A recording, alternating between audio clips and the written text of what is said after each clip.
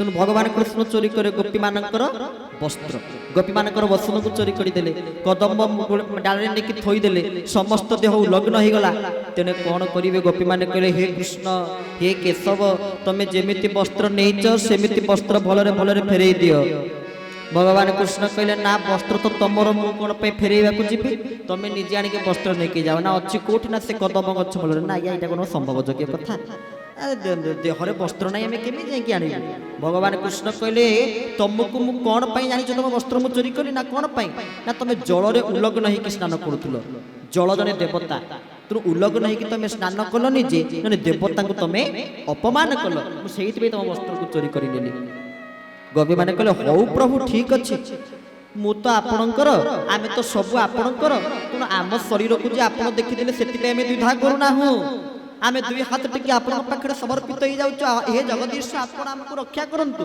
तेणु आमे दुई हाथ टेकी जाउछु आपण हमको मुक्त करंतु ठीक किंतु आपण जणिए सिना आम स्नान को देखिदेले द्वापर जुगरे सिना जणिए आपण आम स्नान को देखिदेले किंतु दिने एमिति समय आसीबो सारा जगत आपण को स्नान को देखिबो गोपी माने एक कथा कहिथिले तेणु से कथा को ग्रहण करी महाप्रभु जगन्नाथ कौन कले कली जुगरे सर्वजन सम्मुखें स्नान हेले प्रत्येक भक्त मान सम्मुखें स्नान हेले गोपी मान को देइथिबा कथा को महाप्रभु पूर्ण कले समस्त को सम्मुखें स्नान हेले पुरी केते गरा स्नान हेले ना 108 गरा खाली जे महाप्रभु 108 गरा से कथा नुहे ताकू भाग करा जायछि जगन्नाथ महाप्रभु 35 गरा स्नान कले केते गरा 35 बड़ ठाकुर 33 सुभद्रा 22 सुदर्शन 18 तेणु कौन ए प्रकार संख्या सब महाप्रभुंकर स्नान में व्यवहृत होती 35 यार शास्त्रीय मत किसी ना शास्त्रीय मत नथिले मध्य केतक गवेषक मानकर मत रही 35 गरा महाप्रभु कौन स्नान करते 3 और 5 3 रे 5 35 माने 3 और 5 उभय मिसिले 35 हेबे तेणु 3 और 5 गोटे पटे 3 और गोटे पटे 5 तेणु गोटे पटे 3टा जिनिस महाप्रभु देले कौन देले 3टी जिनिस तेणु से 3टी जिनिस होची भक्ति ज्ञान एवं वैराग्य एवं 5 रे 5 प्रकार मुक्ति प्रदान कले सारूप्य सालोक्य सामीप्य सानिध्य षष्ठी हरि हरि मुक्ति प्रदान कले तुने एति पई 35 गरा रे महाप्रभु स्नान हेले तापर बड़ ठाकुर 33 3 और 3 ए 3 कोन और से 3 कोन ना ए 3 होची 3टा नरकर द्वार कोन कोन ना काम क्रोध लोभ आउ ए 3 मद मोह माश्चर्य ये 3 को हरण करदेले बड़ ठाकुर बलदेव से बड़ ठाकुर 33 गरा स्नान हेले तापर माँ भगवती कृपामयी सुभद्रा 22 2 और 2 तेणु 2 और 2 तेणु 2टी कौन ना 2 होची जीव एवं परम आउ 2 होची भक्त एवं भगवान तेणु प्रभु माँ भगवती कृपामयी कांपुल्यपुर वासिनी सुभद्रिका 22 गरा स्नान कले निजे जीव परमर मिलन करदेले भक्त भगवान मिलन करदेले ता सहित सुभद्रा 18 8 पटे 1 तेणु 8 अष्ट सिद्धि को प्रदान करदेले 1 रे कौन देले ना 1 रे एक ब्रह्म को दर्शन करदेले एक ब्रह्म द्वितीय नास्ति तेणु केतेक मत थाए पुणी आउ कि कहते जगन्नाथ महाप्रभु 35 गरा स्नान कले 3 5 को मिसई दियंतु केते 35 3 रे 5 35 से 3 और 5 को मिसई देले केते 8 तेणु महाप्रभु कौन कले ना अष्ट सिद्धि को प्रदान कले ता सहित बड़ ठाकुर बलभद्र 33 गरा स्नान कले 3 को मिसई दियंतु कौन हम 6 षड रिपु को हरण कले 6टी तत्व प्रदान कले दया धर्म सत्य शांति क्षमा गुण ता सहित माँ भगवती कृपामयी सुभद्रा 22 2 की मिसई दियंतु केते 4 धर्म अर्थ काम मोक्ष चतुर्वर्ग प्रदान कले सुदर्शन 18 1 8 केते 9 नवदा भक्ति प्रदान कले श्रवण कीर्तन स्मरण पाद सेवन अर्चन बंदन दास्य सख्य आत्मनिवेदन ये होची कथा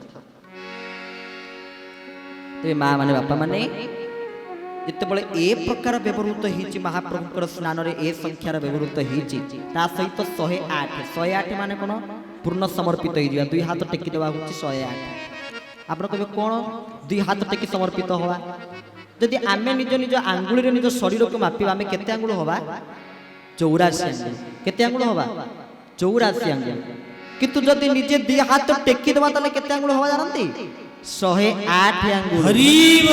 ତେଣୁ ସେଇଥିପାଇଁ ମହାପ୍ରଭୁ ଚତୁର୍ଦ୍ଧାମୂର୍ତ୍ତି 108 ଗରାରେ ସ୍ନାନ କଲେ ନିଜେ ଆମକୁ କହିଲେ ଆରେ ସେଦିନ ସମର୍ପିତ ହେଇଯାଅ ଆଉ 2 ହାତ ଟିକେ ଥରେ କହିଦିଅ ଜୟ ଜଗନ୍ନାଥ, ମହାପ୍ରଭୁ ଉଦ୍ଧାର କରିଦେବେ। ଇଏ ହେଉଛି ତାଙ୍କର 108 ଗରାର ମହାତ୍ମ୍ୟ। ତେଣୁ ଅନେକ ୟାର ଶାସ୍ତ୍ରୀୟ ମତ କିଛି ନଥିଲେ ମଧ୍ୟ ଏସବୁ ଗବେଷକ ମାନଙ୍କର ମତ ରହିଛି। ବିଭିନ୍ନ ଗବେଷକ ମାନେ ଏହି ପ୍ରକାର ମତ ପ୍ରଦାନ କରିଛନ୍ତି। ଯେତେବେଳେ ମହାପ୍ରଭୁ ସ୍ନାନ କଲେ ଶ୍ରୀମନ୍ଦିରରେ ବଡ଼ଦେଉଳରେ ଯେଉଁ କୌଣସି ନୀତିକାନ୍ତି ମହାପ୍ରଭୁଙ୍କ ନିମନ୍ତେ ଉତ୍ସର୍ଗୀକୃତ ହେଇଥାଏ କେବେ ସରି ନଥାଏ ଆଜ୍ଞା। କ'ଣ ହେଇଥାଏ? ବଢ଼ିଥାଏ। କେବେ କୁହାଯିବନି ସରିଛି ବୋଲି, ସବୁ ବଢ଼ିବ। ଯେତେବେଳେ ମହାପ୍ରଭୁଙ୍କର ସ୍ନାନ ସରିଯିବ ତାପରେ ପରେ ମହାପ୍ରଭୁ ଗୋଟେ ବେଶରେ ଦର୍ଶନ ଦେବେ। ସେଦିନ କୋଉ ବେଶ? ଏଠି ଦେଖିବେ ଆପଣମାନେ, ଗଜାନନ ବେଶ। ଗଜ ବେଶରେ ମହାପ୍ରଭୁ ଦର୍ଶନ ଦିଅନ୍ତି। ଆମେ ଗଜକୁ ମୂର୍ଖ ବୋଲି କହେ ନା, ଯଦି ପିଲାର ପାଠ ହଉନଥିବ ମା ବାପା ଥଟ୍ଟା କରି କହୁଥିବେ ଗଜ ମୂର୍ଖ, ଗଜକୁ ମୂର୍ଖ ବୋଲି କୁହନ୍ତି। କ'ଣ ପାଇଁ ଗଜକୁ ମୂର୍ଖ ବୋଲି କୁହନ୍ତି? ତାର ମଧ୍ୟ କାରଣ ଅଛି।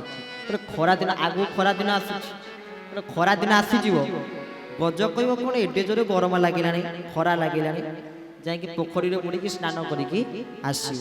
ଠିକ୍ ସ୍ନାନ କରିଦେବ ତ ଦେହଟା କ'ଣ ଓଦା ଓଦା ଲାଗୁଛି, ମାଟିରେ ଗଡ଼ିବ, ମାଟିରେ ଗଡ଼ିବ କହିବ ଦେହଟା କ'ଣ ଧୂଳିଆ ଧୂଳିଆ ଲାଗିଲା, ପୁଣି ଯାଇକି ପୋଖରୀରେ ଗାଧେଇବ। ପୋଖରୀରେ ଗାଧେଇବ କହିବ କାହିଁ ପାଣି ଛାଡ଼ୁନି, ପୁଣି ଆସି ଧୂଳିରେ ଗଡ଼ିବ, ପୁଣି କହିବ କାହିଁ ଧୂଳି ଲାଗିଲା, ପୁଣି ଯାଇ ପାଣିରେ ବୁଡ଼ିବ।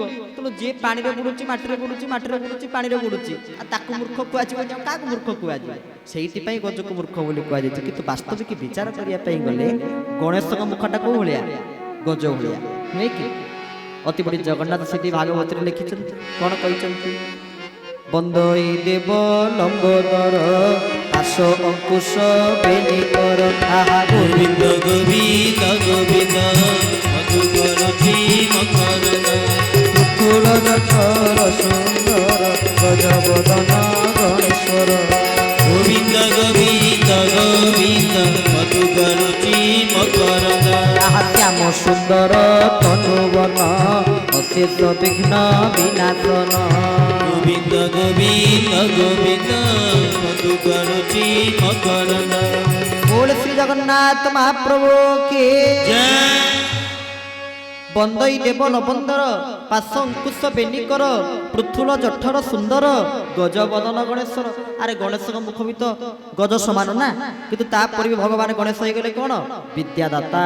ओम वक्रतुंड महाकाय सूर्यकोटि समप्रभ निर्विघ्नं कुरु मे देव सर्वकार्य सुसर्वदा। आपण जो कौन कार्य करंतु अग्र पूज्य किए?